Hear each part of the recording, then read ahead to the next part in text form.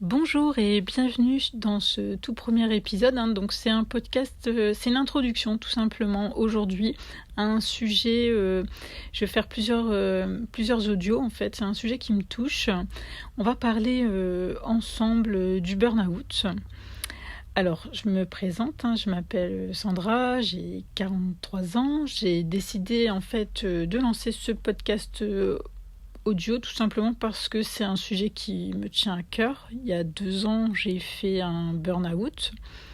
Donc je vous rassure, ça va mieux aujourd'hui. Donc j'ai encore des séquelles. Mais entre-temps, j'ai quand même changé d'activité professionnelle. Donc tout ça, c'est très bien, etc. Mais c'est vrai que là, depuis quelques temps, je me dis... Parce que moi, j'ai fait un burn-out sévère. Je me dis que vraiment... pour ma réparation, en fait, pour ma construction et pour pas... en fait, c'est plus pour me dire que le mal ne va pas gagner. Je souhaite partager, en fait, mon expérience, tout simplement, pour aider, en fait. Aider et que de cette phase qui a été sombre, pour moi, très sombre, je puisse... Enfin, que vous puissiez en tirer quelque chose de bien en fait. Je veux pas que ça reste quelque chose de sombre en fait. je veux de la lumière dans tout ça. Donc j'ai décidé de lancer ce podcast. Alors du coup, on va parler ensemble sur plusieurs épisodes du burn-out parce qu'on entend souvent parler mais on sait pas très bien le définir.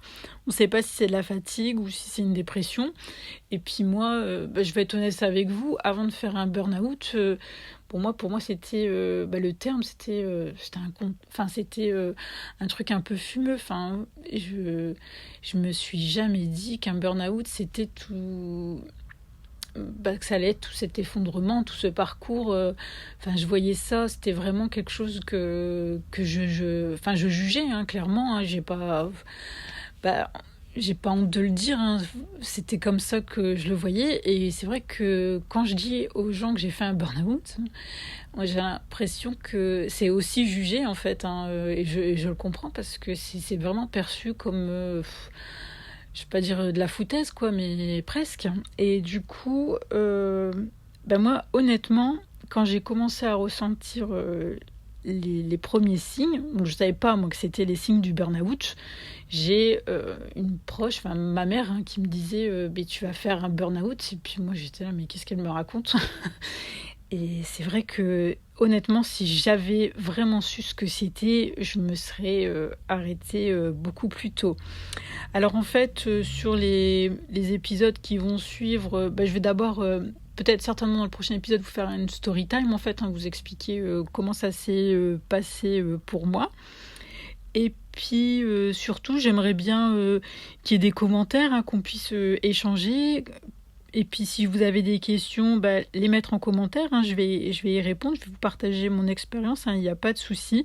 En fait, moi je fais tout ça comme je vous ai dit, c'est parce que je peux pas rester sur... je veux vraiment tirer le maximum parce que ça a été tellement sombre pour moi que voilà, il faut vraiment que ça profite à un maximum de personnes en fait, tout simplement.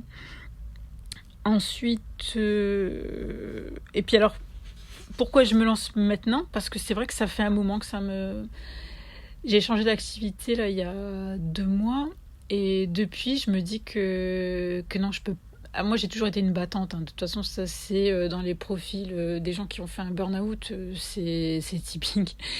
Et j'ai l'impression que c'est, je vais pas être négative, mais ça m'a quand même bien fragilisée. Et en fait, le podcast, c'est vraiment c'est un peu ma revanche, en fait. C'est parce que je veux pas en rester là avec cette maladie, avec ce syndrome. Et puis, je veux le combattre, tout simplement. Donc, c'est une façon pour moi de procéder dans la bataille. Donc voilà. Et surtout aussi, moi, quand je suis tombée malade... on trouve pas tant que ça de choses, d'expériences de story time sur les réseaux. Je trouve que ça reste quand même assez tabou. Et donc je trouve que c'est bien de démystifier un peu le truc. Donc voilà, donc c'est pour ça que j'ai eu envie de lancer ce projet. Du coup, dites-moi, hein, n'hésitez pas en commentaire à me dire ce dont vous souhaitez qu'on parle, hein, s'il y a des points, si vous avez des questions, etc. Je vais y répondre, hein. Moi, j'ai fait un burn-out. Je vais vous faire dans les grands traits, j'ai fait un burn-out, j'ai eu un licenciement pour inaptitude. Donc tout ça, je peux vous expliquer le parcours. J'ai été aussi suivie, hein, psychologue, psychiatre, etc. Je peux vous dire aussi comment j'ai fait.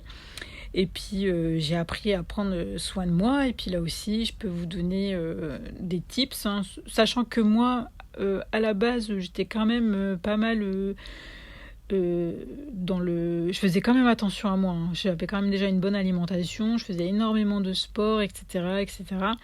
Mais ça n'a pas empêché... ça n'a pas empêché. Alors, ensuite, du coup...